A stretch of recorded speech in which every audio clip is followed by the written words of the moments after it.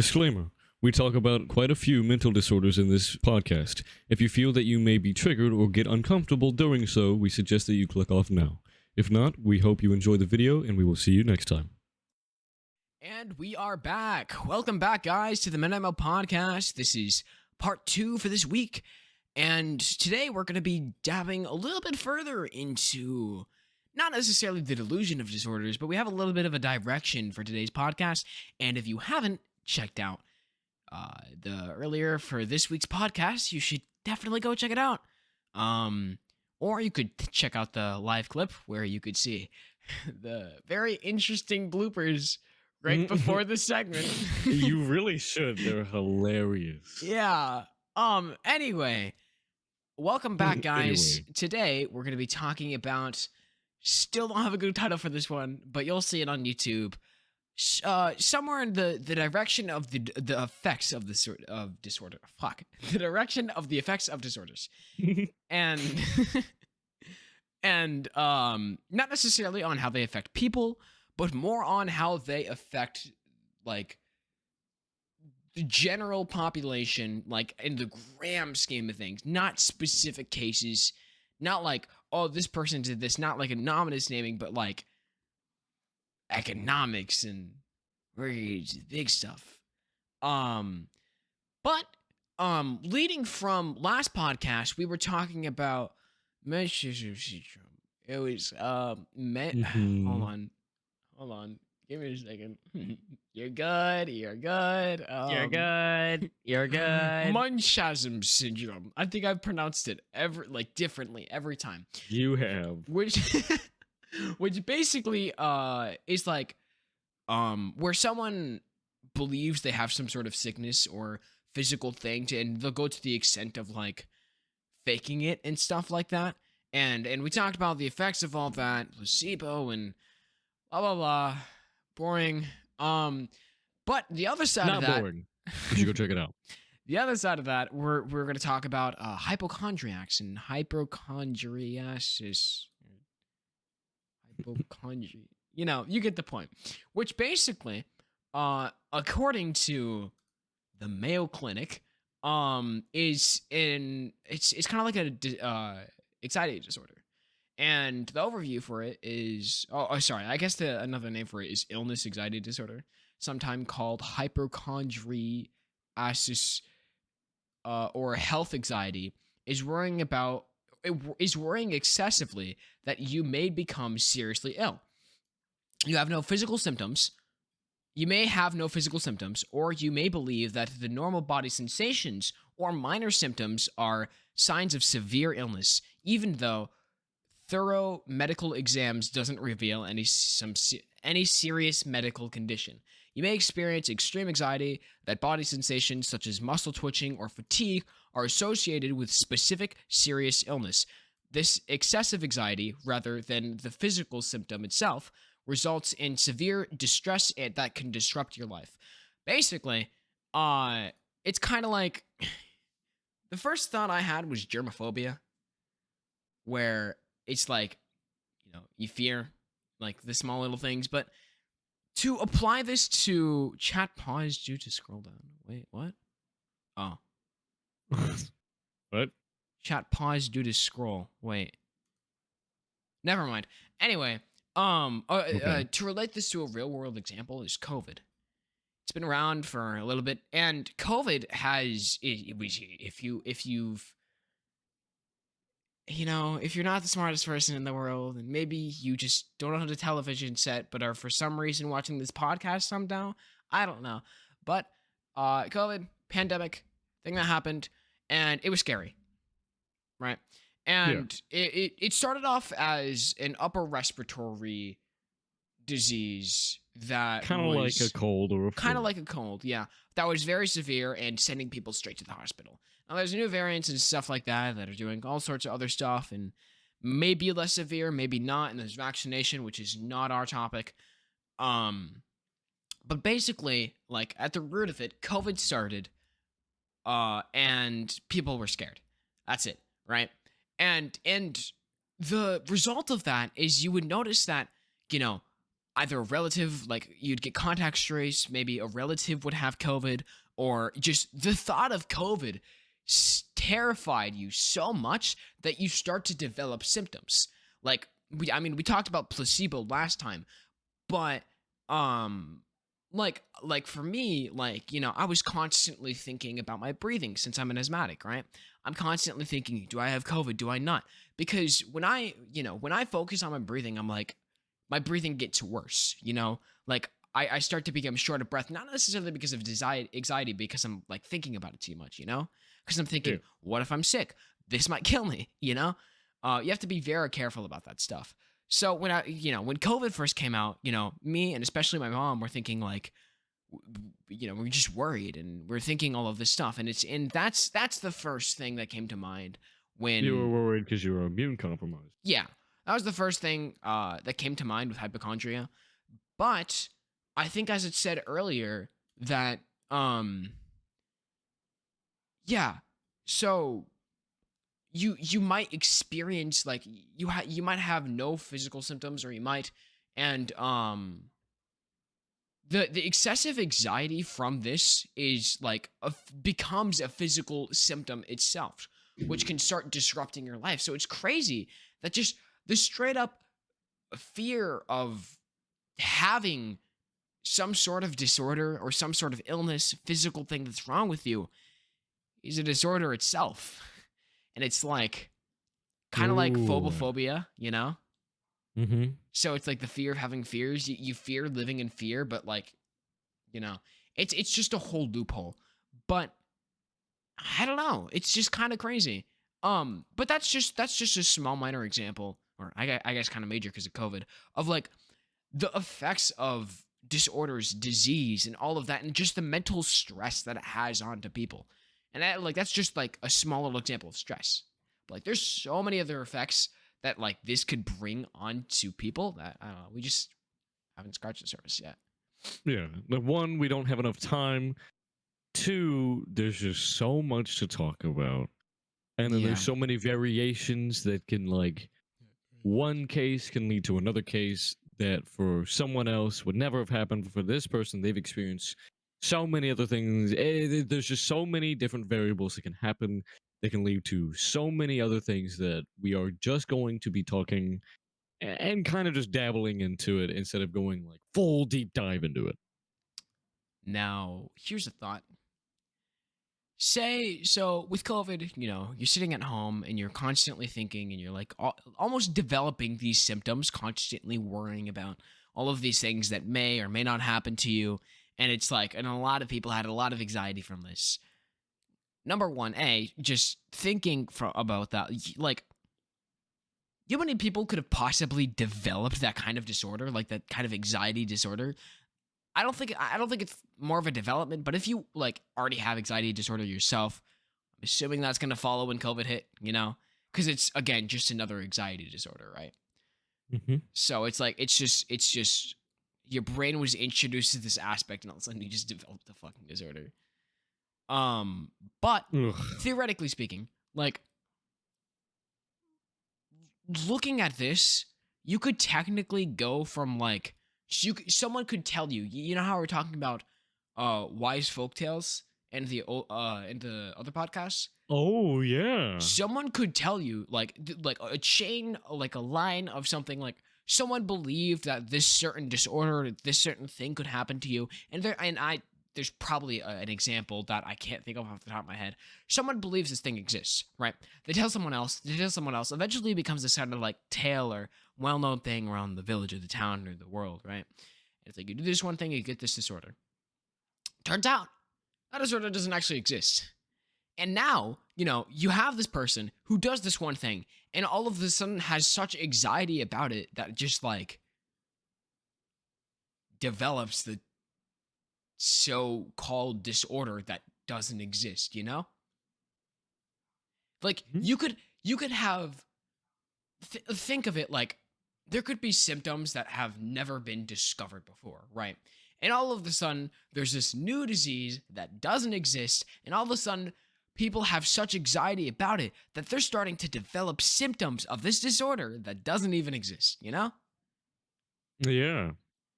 It's crazy. I think that's kind of how ghosts and spirits started. And this Yeah. isn't getting into like the speculation of like if ghosts or Need whatever to be right back. My exist. dogs are barking. Okay, well, what? He's gone. Um, to say whether ghosts or spirits exist is a different topic for another day that we're not getting into.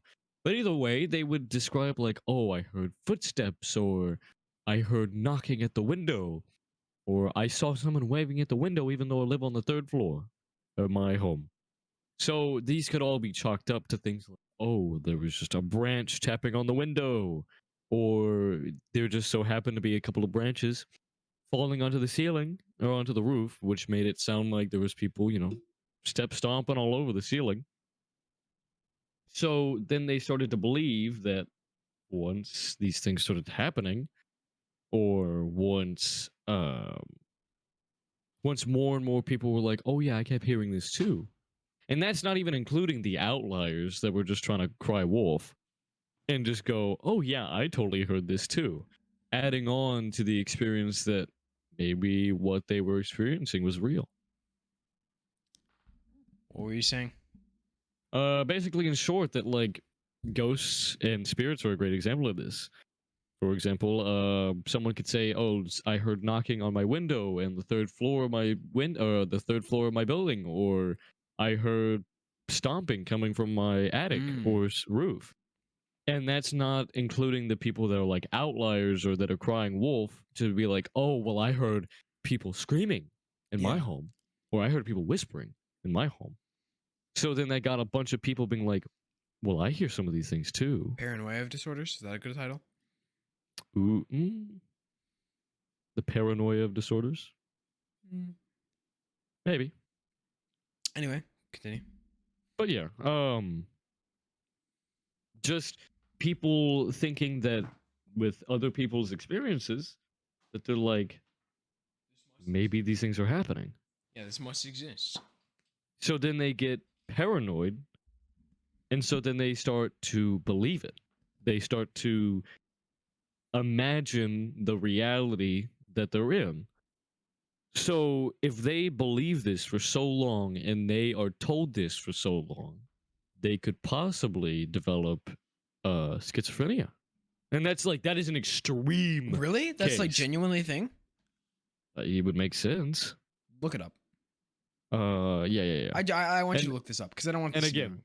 that is like extreme case.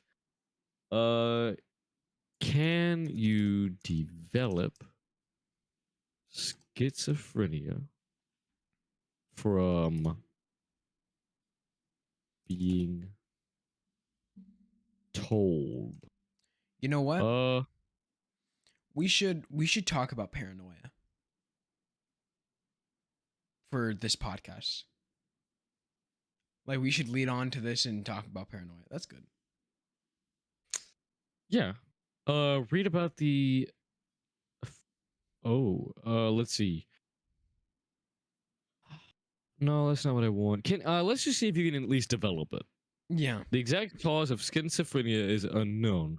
Research suggests a combination of physical, genetic, psychological, and environmental factors can make a person more likely to develop the condition. Like Trump. Some people may be prone to schizophrenia, and a stressful or emotional life event might trigger a psychotic episode. So, yeah. Yeah. No. And that is a very extreme case, like, oh, ghosts exist. Oh my god, I have schizophrenia now. That's very extreme. Yeah. But from what I'm getting told here, and I could be wrong, it could be very possible that for more extreme cases and more, shall we say, extreme cases, you could very well develop certain disorders that you wouldn't prior. Solely from paranoia. Yeah. And that's just, and I also think that skepticism has to do something with it. I didn't mention it in the last podcast, but you mentioned placebo earlier, right? mm-hmm. Do you think placebo works on skeptical people? It has to. You Like can't be skeptical about everything. Yeah, but at the same time, it's like if you believe this is a medicine that I've never heard of before, so then you're Yeah. skeptical of it. Would it still work 100%?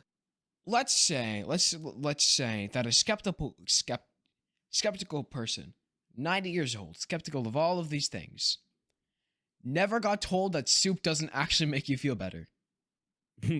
And, he's lying in his bed, he's sick, grandson gives him his soup, he feels better. Placebo.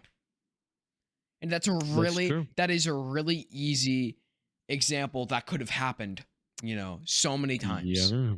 Yeah. Again, I don't want to stay on placebo for too long because we did talk about it quite a bit in the Yeah. last podcast. But either But way, paranoia is definitely like a huge. Yeah. I like just sorry. paranoia is the in my definition, in my own thoughts, is the extreme version of quote unquote sixth sense. Sixth sense, Oh, where yeah. you constantly feel as if something is not right. Spidey senses. Spidey senses, baby. And we mentioned this a lot. We've also talked about Sixth Sense a bit. You sound like you're reading a book to third graders. I do. But okay, class, calm down. Anyway, Charlotte's Web. But I don't know, it's really difficult to explain the Sixth Sense, but paranoia has to deal a lot with just not feeling as if your surroundings. Yeah. Your third eye's opening, guys. Let's use our chakras. Can we say that? Can we? We'll be fine. We'll be fine. But I think that paranoia really has to deal with more just environmental. For example, you're going to feel very paranoid if you go into a really dark, creepy room because you don't know what's in there. So you're going to be constantly paranoid and constantly on edge because you're like, oh, I don't know what's in here with me. Or if there even is anything in here with me. You know what I mean? Yeah. It makes me think. You know how many times we talked about, and the extreme case of this leads to this disorder, right? Just theoretically speaking. But I don't know how much that applies because let's say, theoretically speaking, from my point of view, that an extreme case of paranoia leads to schizophrenia, right? Well, I mean, if you think about it, paranoia is a symptom of schizophrenia. That's like saying a symptom of any disorder out there. If you have an extreme version of that symptom, therefore that equals that disorder, and that just doesn't work, right? Yeah. So, and it's, yes, you can develop it, but it doesn't equate necessarily. I think what you're trying to lead to in that direction is more of going through something that like a traumatic experience might have you be more plausible to develop this sort of disorder, right? Yeah, and a little more susceptible to its effects. Yeah. Mm-hmm. But yeah, paranoia is wacky, man. I had a friend that's has extreme paranoia, and for one, it's how do you develop paranoia? How do you live with paranoia? That's a crazy one, but not everyone that has paranoia went through some trauma that made them have paranoia. Paranoia is has to do a lot with instinct. Because it makes sense. Is well, you're paranoid because, on instinct, paranoia would make you survive better out in the Yeah, hunt. your life could be on the line. Yeah, and you never know it. Yeah. So it's you're just basically being more aware of your surroundings so you don't fucking die. It's a pretty important skill to have. But why do you think some people are just born naturally more paranoid and some people aren't? What part of the brain does that, Is look that up. Specifically, how a lot of survival instincts have to do with the amygdala and the hippocampus. Hippocampus, more of the amygdala because it's more fear. But I know the amygdala has a lot to do with the the survival instinct kind of side of your emotions, you know? Mm-hmm. But how does how does paranoia affect your amygdala? How does paranoia? Okay.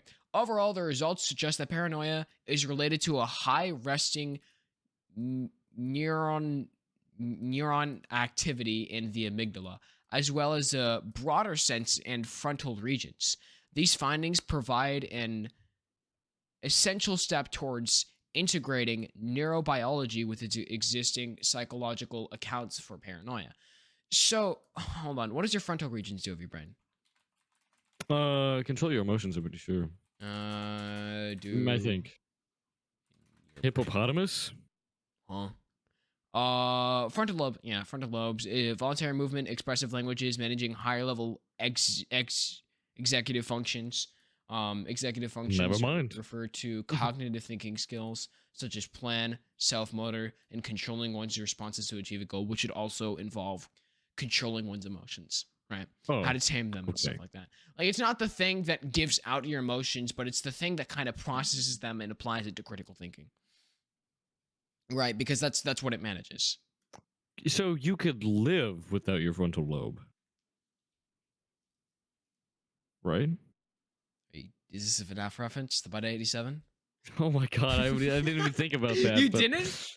No, You but I didn't know guess where you so. got that from? No, I was just thinking out of Is the that top the of my Bite head. of 87? I'm Is actually that the Bite of curious. 87? I'm actually genuinely curious. Can you live without your front? Oh my god, you know how surge this is? How many? Pancreas is on top of it, but technically you can live without your frontal lobe. However, you would experience total paralysis of cognitive thinking abilities and motor Oh control. my In God. short, you wouldn't be able to reason and form simple thoughts, and you also wouldn't be able to move. So it would be best to keep your frontal lobe intact. I love that. Thank you, Health Beat. Okay, you know what? Fair. Why did you type hippopotamus in chat, Toasty? Hippocampus. No, Hippocampus. Yeah. that does not say hippocampus. No, we were talking about hippocampus. Hippopotamus, you know? Oh, it's funny. That's That's a why joke. like people theorized in FNAF 4 that it was like the crying child in the bed because of his frontal lobe, right? No, that was the Bite of 83. And The that was about crying child? 83. Yeah. The Bite of 87 It was a completely different instance, and we don't know the kid for that, do we? No, the Bite of 83 was the crying child, and he died not because of his frontal lobe being bitten out, but was because his head got crushed Yeah. and he died. But no, I mean, yeah, that's crazy. Did we really just go to FNAF lore? Look. It's kind of cool. It's kind of cool. And I guess it's related to what we're talking about. So, from what I'm gathered, though, the increased paranoia usually correlates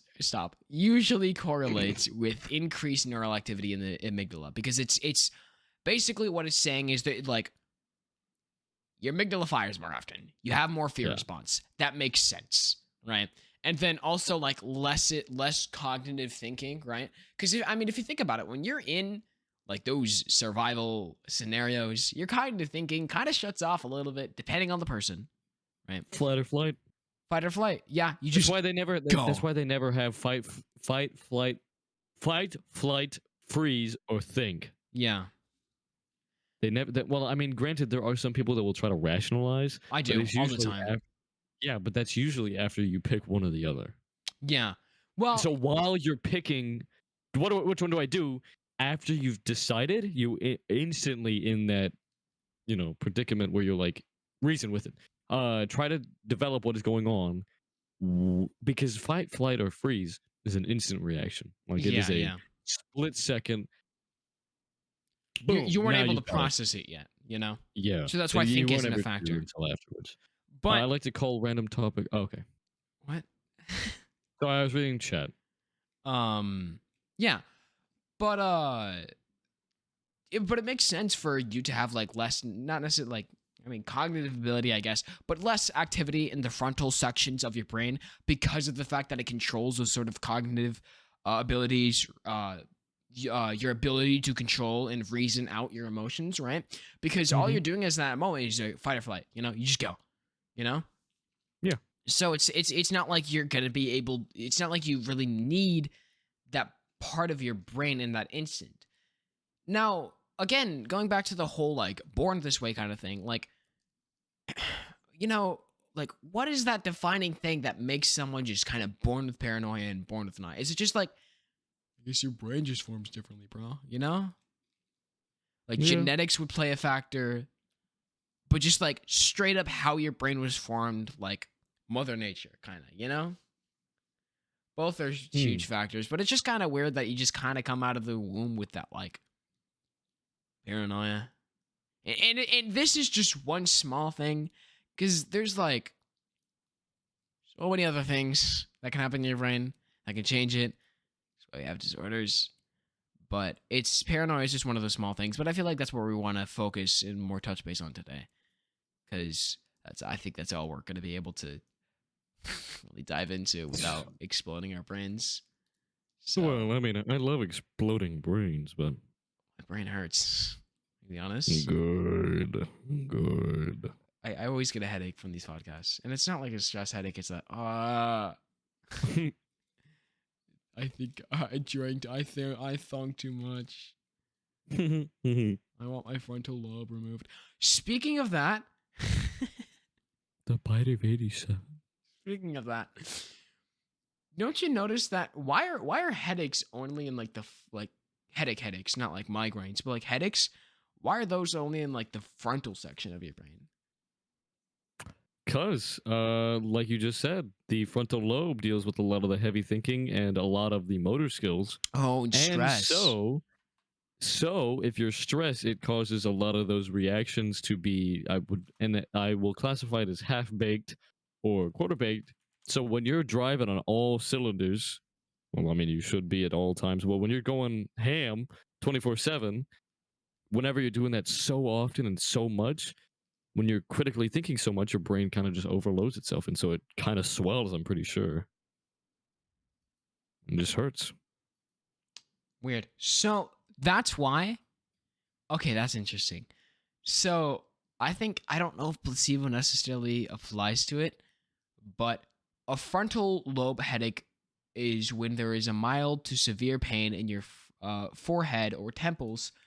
Most frontal lobe headaches are a result from stress, which goes back to like cognitive too much thinking at once. You using too many juices, and Yeah. it's interesting because it's like, oh, you know how many ways headaches can form? I think it's just Hmm. that your frontal lobe can get burnt out really easily.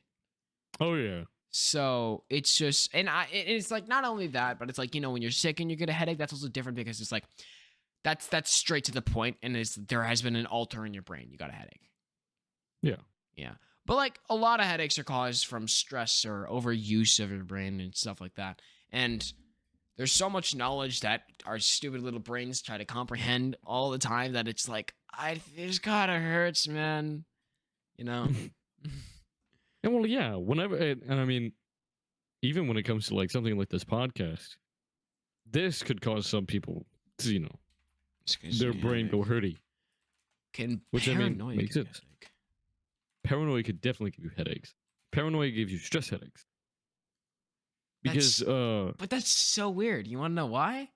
why? Because what we just read 2 seconds ago claimed that paranoia has less to do with your like frontal sections of your brain and more firing of the amygdala, but like It still hurts in the it front of still the brain. hurts. Yeah. I think it's because even though it's primarily in the amygdala, you still need to have that motor function to think. Why don't we get headaches in the amygdala? Oh, could you imagine a center brain headache? Temporal. Is that what it's called?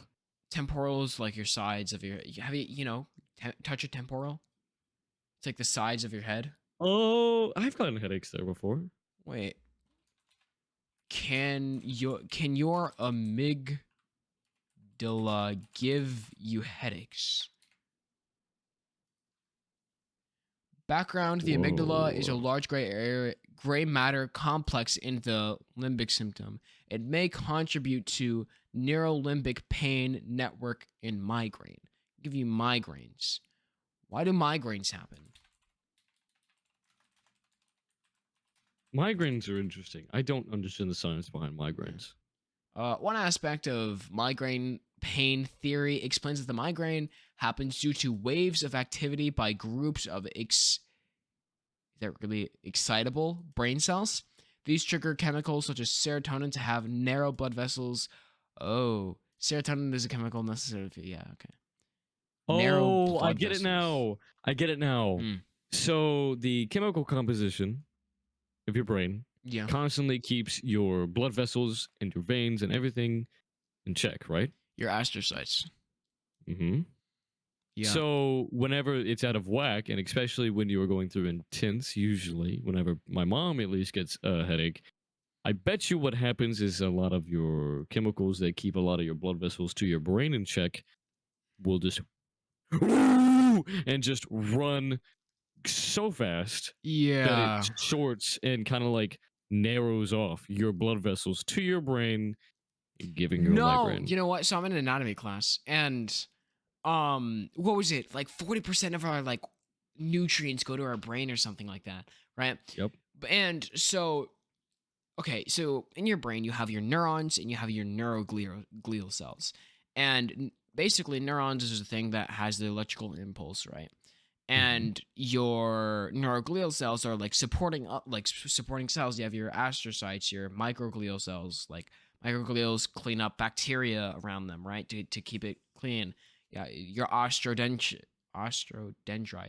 are the things that like insulate and support them. And then you have your Yeah. astrocytes, which basically connects the neurons to blood vessels so they get their nutrients, right? Hmm. Basically, so much shit is happening at once. All these electrical impulses are going. Shit just sucks it dry. Migraine. Yeah. Whacking. So yeah, but not only that, but you would probably close off those blood vessels as well. Yeah, Like not close them off, but definitely tighten them. but So not only is your brain now malnourished, it's now also not getting nearly as much blood because you are just trying to suck up as much as you can that it yeah. ends up just causing the blood vessels to contract a bit. That is probably what results in frontal lobe headaches or like frontal region headaches because of the overuse of the blood vessels in your frontal region. But also migraines when you get a migraine from your amygdala. It would migraines would explain, and the contraction of your blood vessels would also explain why some people have stroke-like symptoms when it comes to migraines. My mom, whenever she gets migraines, it's like a stroke. Mm, So, oh yeah, yeah, no, that is wacky. Hold on. Let me so that would explain a lot. no. Let me look this up. Let's see if we're right. Let's see if we're big brain. Hold on. Oh my god, are we big brain? Why do migraines Is it? Why I've seen it. I'm can- getting a migraine. give you strokes? Diarrhea. Okay. Strokes. Diarrhea. Since migraine alters blood vessels in the brain, I called it. the incidence of strokes are caused by blood clots in the heart or brain's blood vessels suggest that migraines also affects the blood vessels in your heart and neck. Yeah. Yeah, I called it. Let's go. We're so I'm big good. brain. We What? both big brain. We should become doctors, dude. We should not become doctors. We are going to kill so many people on accident. um Man, that's so crazy. You know how many physical like complications paranoia can cause? Like, you know how you have like this one thing that like causes a bunch of physical issues, right? Like, I don't know, mono or something like that. What is mono? I don't know. I remember someone talking about it, but I don't know what it is. Mono, that's What is that? that hasn't been talked about in years. Mono, extreme fatigue, fever, sore throat. I don't know, right? Something like that. Something that like basically a chronic disease or disorder that you always have that physically affects you. Asthma, fucking asthma. Why was that not my first thought? Asthma, right? Something physically wrong with your Paranoia. body that doesn't allow you to do a lot of specific things, and which could higher your chance of getting into the hospital because of certain actions, right? Think of Yeah. how many like physical disorders there are out there that are caused by your brain specifically, like specifically to paranoia. You know how many like physical disorders might be caused by like the sucking of blood vessels from your brain, You know and your we just brain don't could know just it. you know your brain could just kill you right now, right? If it just so chose to, you could just die right here on the spot. We're not promoting that. There's no promoting. That is nothing you can control. Yeah, but That is all something, and sorry to give you paranoia about that. But if you really think about it, if migraines can give you stroke-like symptoms just by your brain's sucking up all the nutrients from your body, yeah, your brain could literally just boop, dead. you could have a stroke right now. Yeah, you could literally, and that's how strokes happen. They just don't. Now, usually they might have some underlying conditions, but Yeah, most strokes are just kind of random. Because there's just a malfunction in your brain where it just decides, you know what, I want all the nutrients and I want to close off this blood vessel, because why not? Well, there's usually a reason behind it. But the point is that you could just literally die right here. wacky. Very wacky. You know, hold on. Can headaches make you feel high? Okay, dizzy. Yeah. Wait. Yes, they can. No, not dizzy. Dizzy. Like, oh, it's called being lightheaded. Yeah, because your brain's lacking oxygen because it's closing off those blood vessels. I'm lacking some oxygen right now. I'm not. I'm perfectly fine. Well, I have asthma. Oh, well, that's true.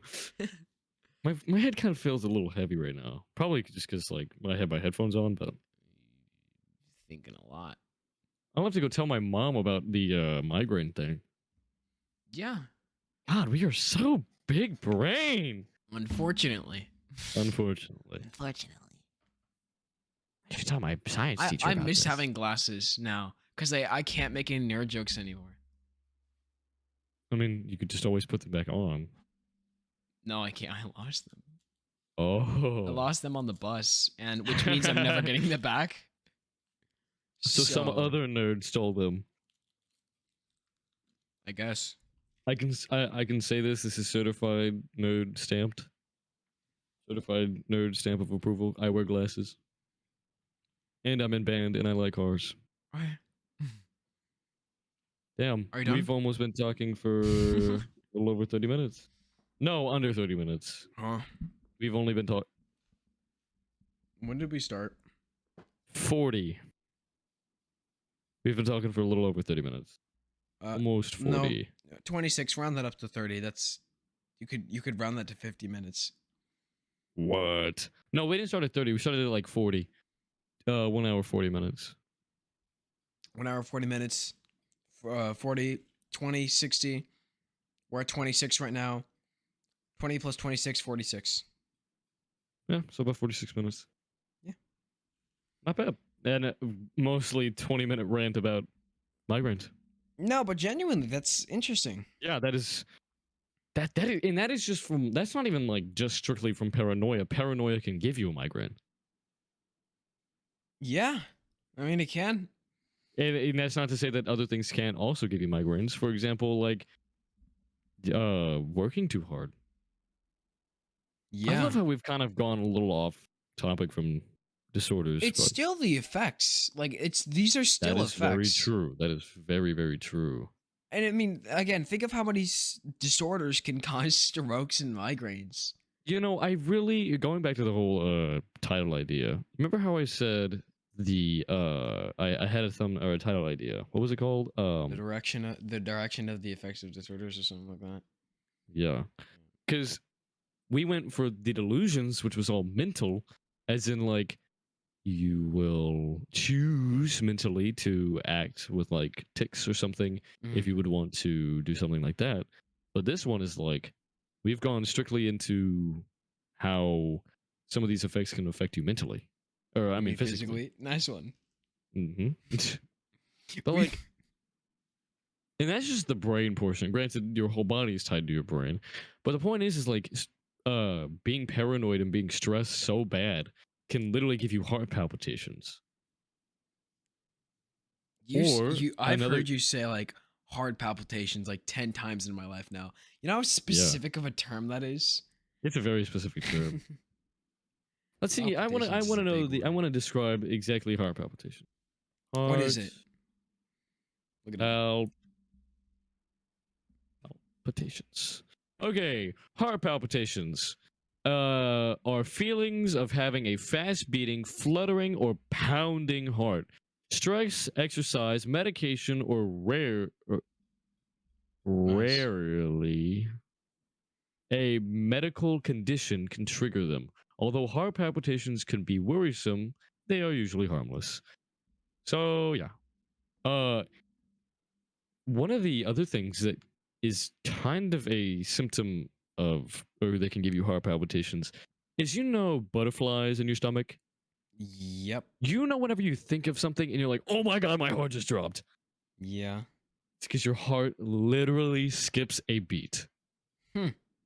I get that quite often. I think you It should get depends on that what checked out. no. You I should think also it's. I check out think your voice cracks. that was forceful, but No. ah. Go on. Anyway,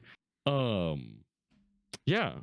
I think it's just because like whenever I think of something that makes me get butterflies in my stomach, or something just happens where I get butterflies, and that's just what I'm gonna call it for now. And my heart literally skips a beat. It doesn't happen all the time, but it happens pretty often whenever I get butterflies. Mm-hmm. So it like I literally feel my heart stop for a second and then come back. So it's like, ooh, okay, I'm fine. That's a Like cardiac arrest, man. I physically go, ooh. Jeez. I wonder, why does it happen? Um, how do you start heart palpitations? That's not what I was looking for. I want to have one. What is it like?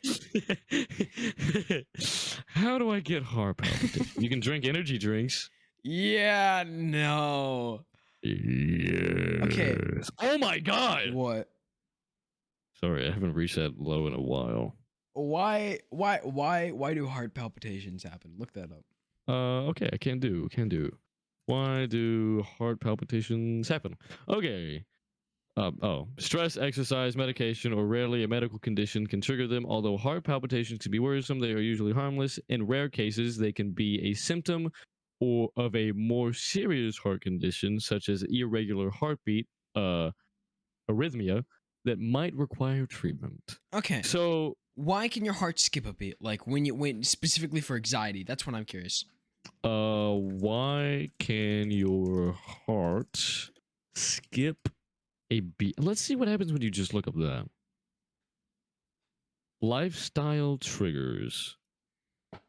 Let's see. Strenuous exercise, not getting enough sleep, or drinking too much caffeine or alcohol can lead Yeah, but like in why? all or eating rich or spicy foods can also. I don't know if we're gonna get it because that's gonna yeah, have to be a very specific question with context. I think we can kind of guess at the moment and give our little theories. Why do you think heart palpitations happen? Why do I think heart palpitations happen? I don't know. That's why I wanted you to look it up. Like that's What is the physical?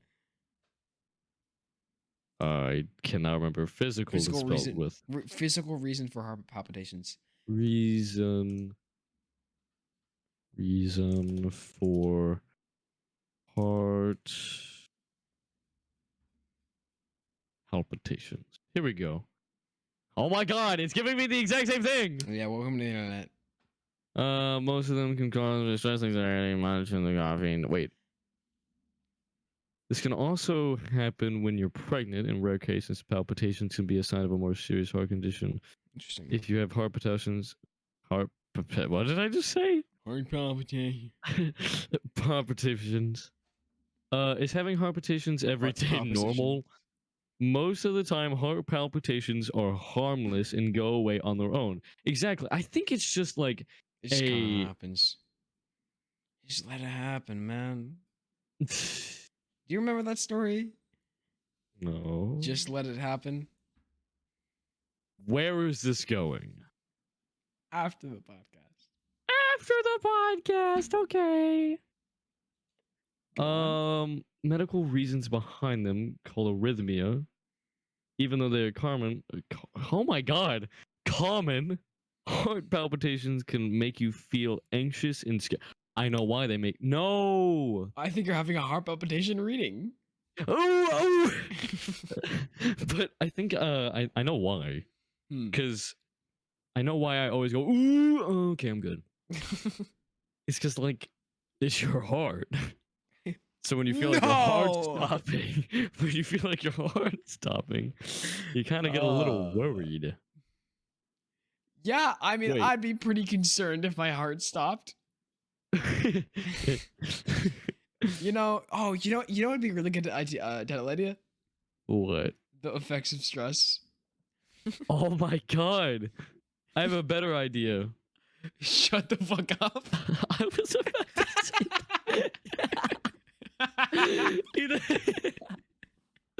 either that or Storm has a heart palpitation for an hour straight. Every like 10 minutes you hear me go, ooh.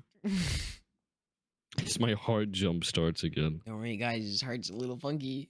You know what's really funny?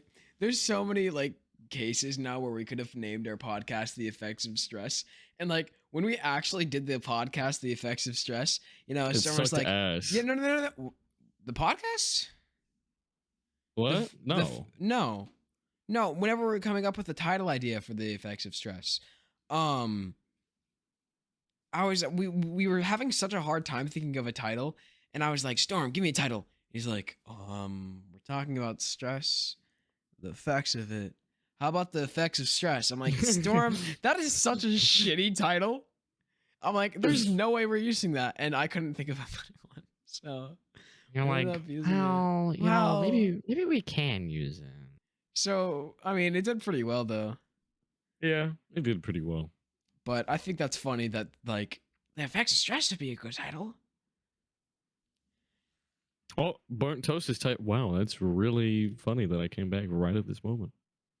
But yeah, like I don't know. There's so many weird things that stress, paranoia, and just overall random disorders can literally cause your body to Die. Die, yeah. That's so wacky when you get to the anatomy of it. Like,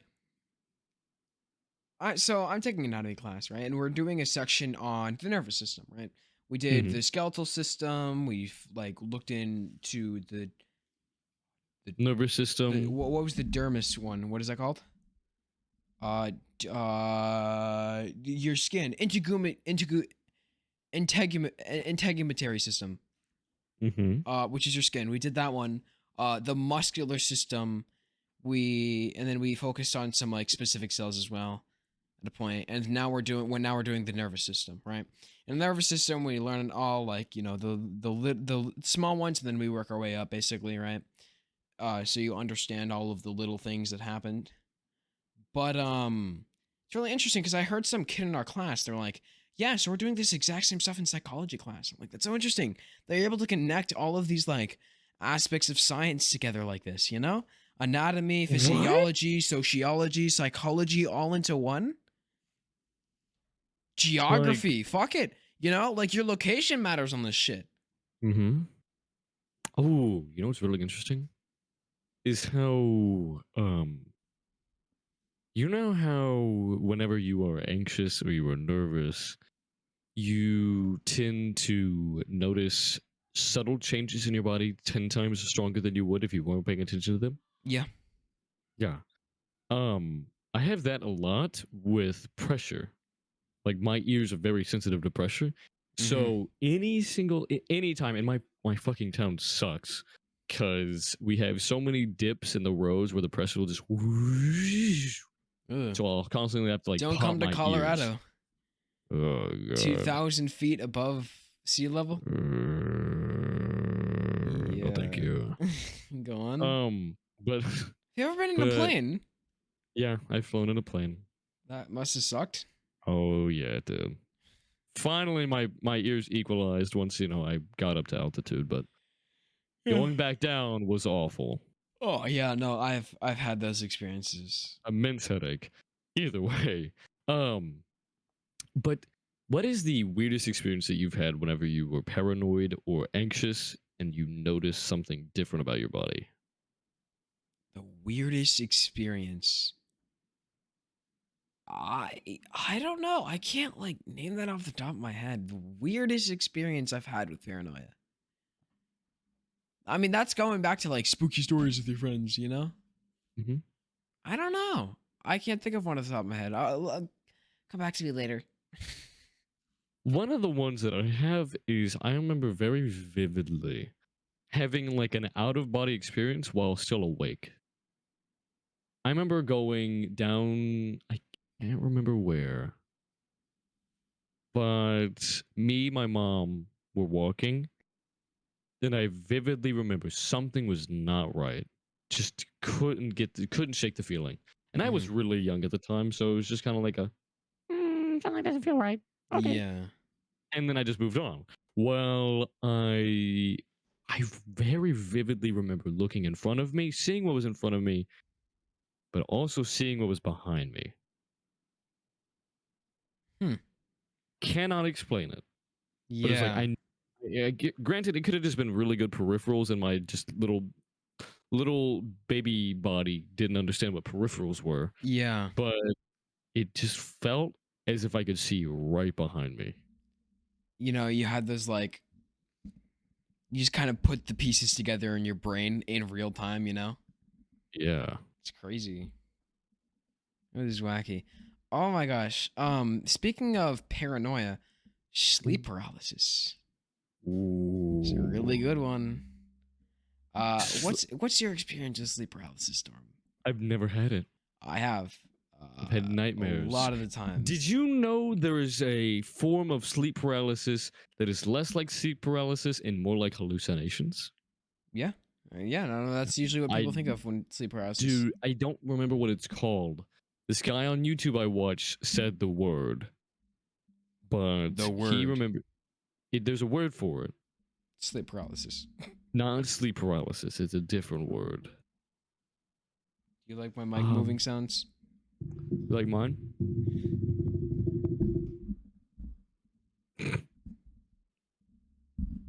Anyway, continue. Anyway, On the ASMR podcast, save it for the podcast. let me hear your experiences with sleep paralysis. I've never had it. I've had sleep paralysis to the point where it's like I wake up and I can't move. End of story. But dreams, man. I think I've talked about this before, but I've had experiences like, you know, where I would be sleeping in class because I would have, like last semester I had study hall first period, right? And I would sleep every single day, every single morning. Besides, like, sometimes I'd watch YouTube and eat breakfast. But, like, I would sleep every single morning, usually. And what would happen is you know how you're still able to hear shit when you dream, right? Mm-hmm. What would happen is I'd fall asleep. Oh, yeah. And I'd be able to construct the entire room around me in my dream by solely off of hearing and feeling the room around me. I could locate where their steps are, like where they are at in the real world by their steps, by not even like realizing it, you know? They're just kind of there in my dream, right? And it gets to the point where like I keep trying to wake up, but I'm having this out of body experience where I'm looking at myself in my dream, but I don't really realize it because I'm dreaming. I'm not thinking straight, right? But I see them stacking chips on my head in my dream. And like they're actually doing that, but I'm looking at them in my dream, fucking stacking chips on my head. I'm like, I need to wake up. And you know how you kind of like jerk and you wake up. A lot of the times I'm still in that moment of disbelief where I'm not like 100% in belief that I'll wake up. So I'll do that jerk motion and I'll wake up in the same dream on the desk.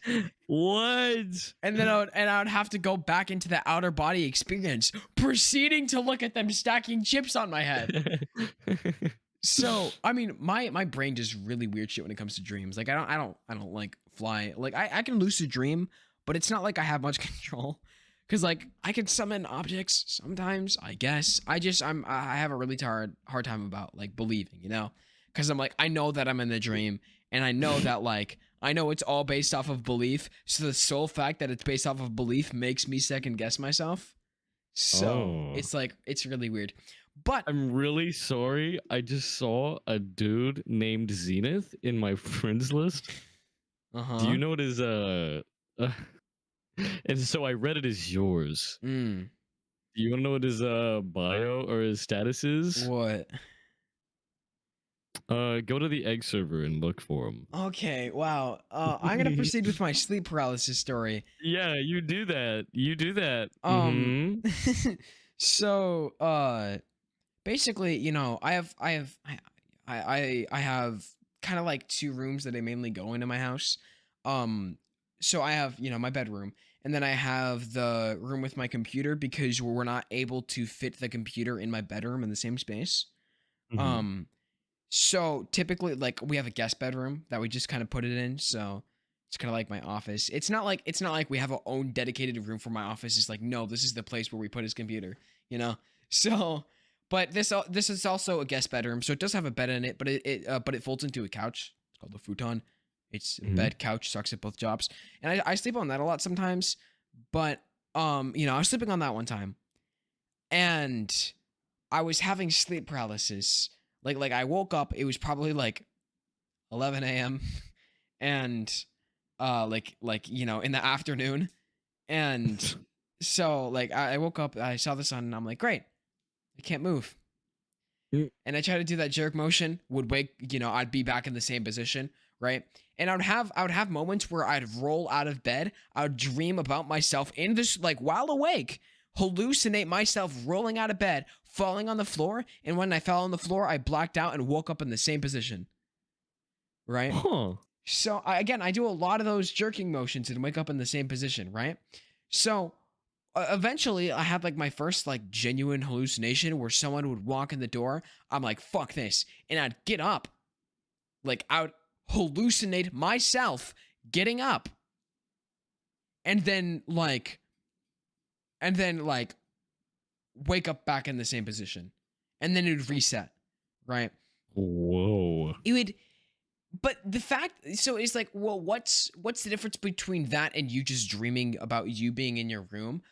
I know I was awake. I know I was in my room, but like, I was able, it's kind of like how you're able to like hear in your dream. I was able to see while dreaming, basically. And it was like, I'm assuming that's what sleep paralysis is, right? Yeah. You dreaming, but you're able to see. I mean, down to the, I would think so. The just being very general, I'm sure, but like, basically, it's like I think probably my mom walked in my room, right? Instead of like the killer, it was just my mom. So she just walked in. She just walked in the room. She just walked in the room, and I woke up in the same exact position I was in the sleep paralysis like dream, but like everything in the room was in the same position. So like I know for a fact I was awake, you know? So I don't know. It was wacky. My brain is wacky. I've always wanted to experience it. Even if it was a nightmare, I'd always want to experience it. Yeah. I want to experience everything like once, even if that means like getting shot. No, I'm not a masochist. Am I? I no. Don't. So I don't know. Sleep paralysis is just one of those things that I just genuinely want to know if it's something I know I could live through. Well, Yeah. of course. But I want to know exactly what my thought process would be with it.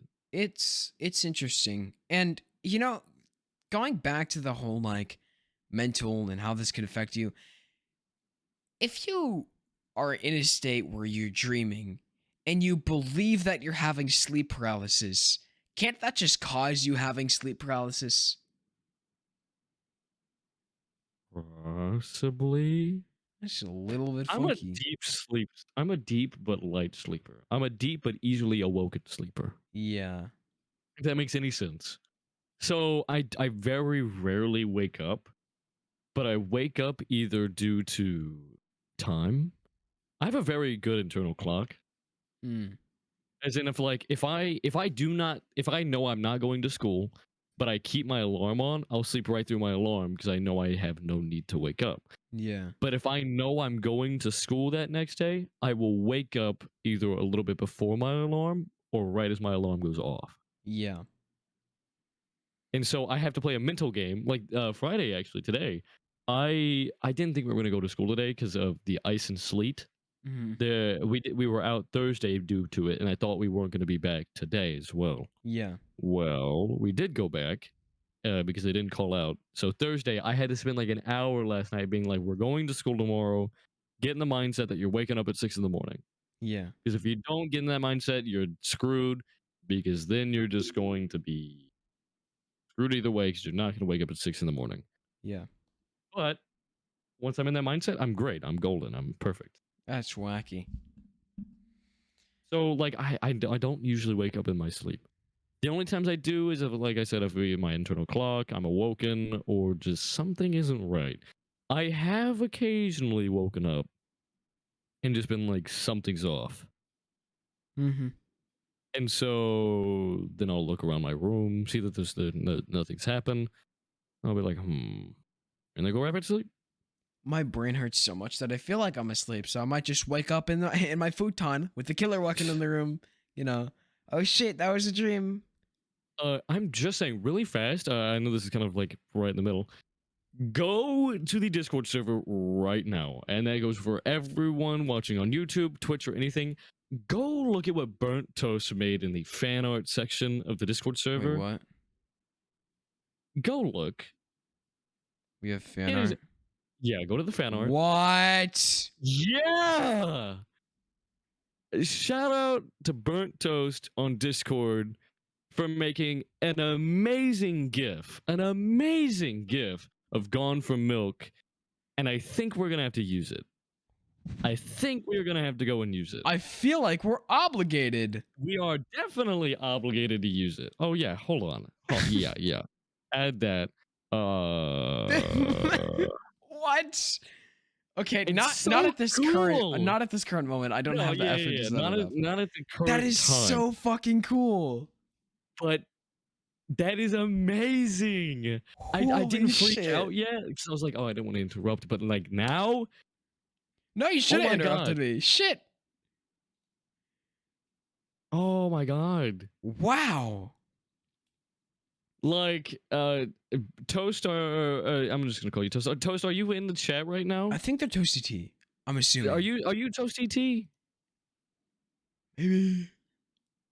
Because we didn't have a burnt toast in the chat, did we? Yeah, no, we haven't had a burnt toast in the chat. I'm just gonna But- assume. I'm just going to assume, because Toasty T, burnt toast. Fuck. That is really cool. Yeah, that is absolutely amazing. I genuinely, like, that fan art shit was a gag. I wasn't. Yeah, like I was like, oh, that would be really funny, but like, What? yeah, that's awesome. I'm about to have a heart palpitation. Shit. Oh my God, yeah, thank you, Toasty, thank you so much. Jesus Christ, like, okay, can I just say, like, you don't understand how much that means to me. Like, not just like of how like absolutely talented you are to be able to do something like that, but just like, oh my God, oh my God, oh my God. You know what that means to me? What? I'm being replaced by intermission. That is I'm gonna miss that intermission. I'm not a masochist, am I? Ah. It's only me in the clouds. Where's my fuck shit? Oh, it'll be there soon. It is just you. It'll be there soon. Trust me, my friend. Trust me. Trust me. The fucking at the beginning. Oh my god! Ah! Fuck. That's so cool. Right? Anyway. Should we give them the artist role as well? Oh shit, yeah. Yeah. Hold on. You, my friend, are getting Milk Artist as well. No, I'm sorry. You cannot beat Jazzy in the regards of them literally making like everything that we have here. Oh, yeah, But oh my god, that is amazing. That is genuinely 100% amazing. Jesus Christ. I cannot show my gratitude of anything enough. Man. It was a gag. It was like I was like, wouldn't it be really funny if we had some fan art? That is so cool. And it's a GIF that you can save on Discord too. So, Zenith, you know what that means? What? I'm going to go over to General in the Surface server and I can do this. Go on. Oh, that is wacky. That's so cool. We should add everyone. Hold on. Oh, Toast, thank you so much. Oh my god, genuinely. Like I again, I can't get my gratitude enough. You know what I am sad about? What? My anatomy teacher did a no-show. Oh. I don't think they read the email, which is totally understandable. Because if I was about to clock out at 2:50, I'm not reading an email. Yeah, I'm not reading any of my fucking emails. Understandable, but I'm gonna march into that class on Monday. Did you see our podcast? Oh my god, that is so cool. Sorry, there's just so much going on.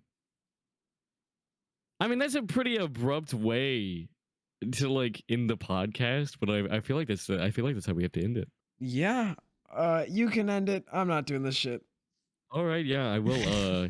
Yeah, again, one more shout out to Toasty T for some amazing fan art, which you will see next podcast. Most definitely, you will be seeing next Friday. So stay tuned for that. Pressure. Hope you guys are excited.